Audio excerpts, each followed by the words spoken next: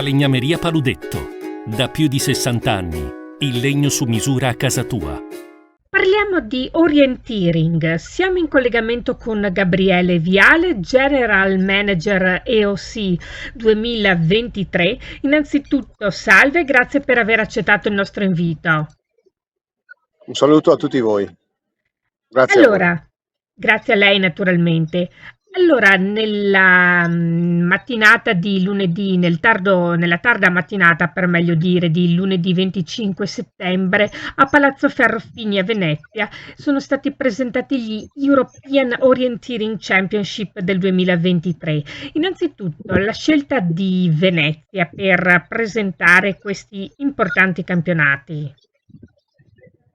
Venezia ovviamente è la città più rappresentativa, oltre che il nostro capoluogo di regione, per cui non potevamo non scegliere una location così prestigiosa, anche perché la regione è il nostro main partner, grazie alla presidenza del Consiglio regionale nella figura di Roberto Ciambetti, e per cui anche per diciamo, dare giusta rappresentanza alle 2 province, Verona e Vicenza, e ai 10 comuni che sono partner istituzionali di questo colossal organizzativo dall'1 all'8 ottobre 2023.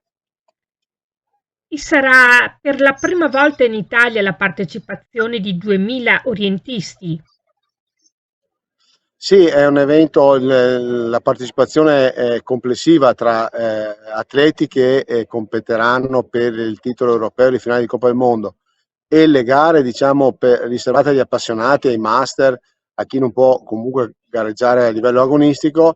Movimentiamo circa 2000 presenze giornaliere per 10 giorni, vuol dire significa un 20.000 presenze turistiche, quindi una ricaduta anche economica significativa sul nostro territorio. Abbiamo strutturato un programma di 8-9 giorni dove, al di là delle gare di Soave, Verona e Vicenza, che saranno il clou da un punto di vista agonistico, abbiamo inserito delle gare appunto che noi definiamo promozionali, aperte agli appassionati internazionali, dove andremo a valorizzare le eccellenze territoriali, daremo più valore al territorio, alla nostra enogastronomia. Partiremo da Malcesine il 1° di ottobre, per poi proseguire il 2 a Torri del Benaco, che sarà anche sede della cerimonia di apertura.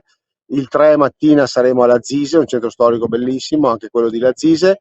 Al pomeriggio faremo un passaggio nel parco di natura viva, che è un altro elemento caratterizzante del territorio.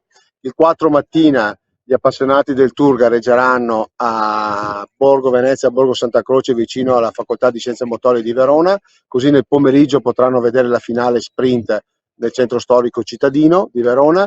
Il 5 saremo a Prada, alle pendici del Baldo, tra i comuni di Brenzone e San Zeno di Montagna, proprio perché salendo con la funivia sarà possibile anche ammirare dall'alto il lago di Garda, quindi una vista straordinaria. Offriremo anche questa opportunità.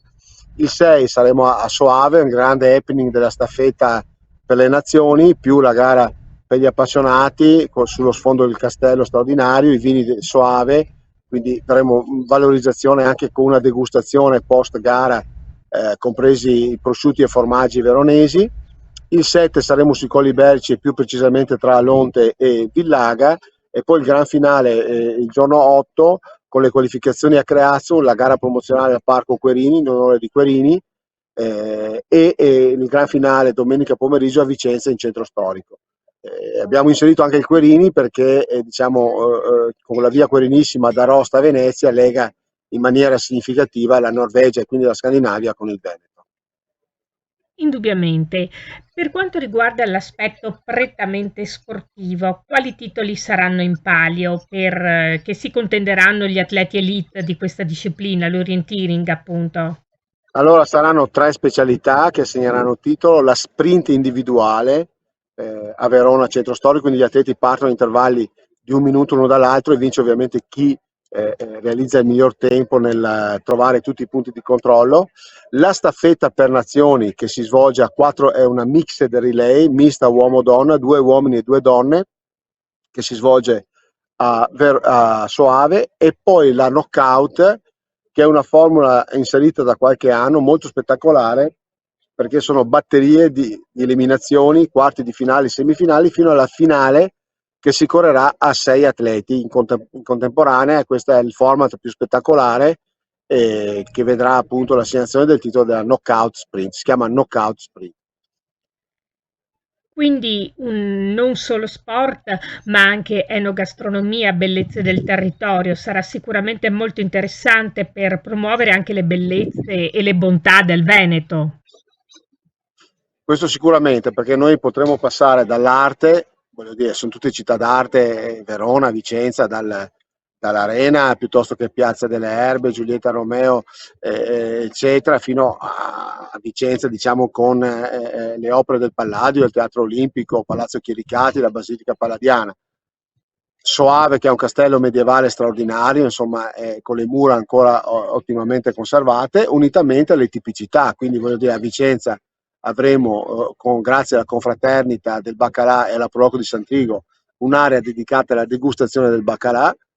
A Soave andremo appunto a valorizzare tutti i vini del consorzio di Soave e ciò che gravita attorno, diciamo, c'è anche il prosciutto di Soave, marchiato, e quindi in modo tale da unire con i formaggi veronesi, e su Verona punteremo al risotto all'amarone, insomma, quindi faremo conoscere anche queste peculiarità che sicuramente saranno apprezzate dai tanti scandinavi e fruitori del centro-nord Europa che saranno presenti quei giorni qui. Tra l'altro paesi nordici dove appunto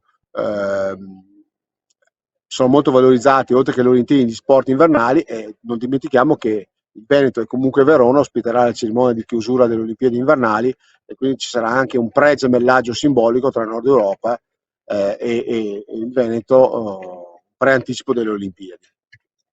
E non dimentichiamoci che gli atleti partecipanti, gli orientisti per meglio dire, provengono da ben 36 paesi diversi. Sì, 36 nazioni saranno presenti, e questo insomma è un risultato importante, un'ulteriore valorizzazione e rappresentanza internazionale di grande spessore. Chiarissimo. E dunque, per averci illustrato i prossimi campionati che si disputeranno appunto dal 1° all'8 ottobre, gli European Orienteering Championship del 2023, ringraziamo di cuore Gabriele Viale, General Manager EOC 2023, per essere stato con noi. Grazie a voi, grazie, un saluto sportivo.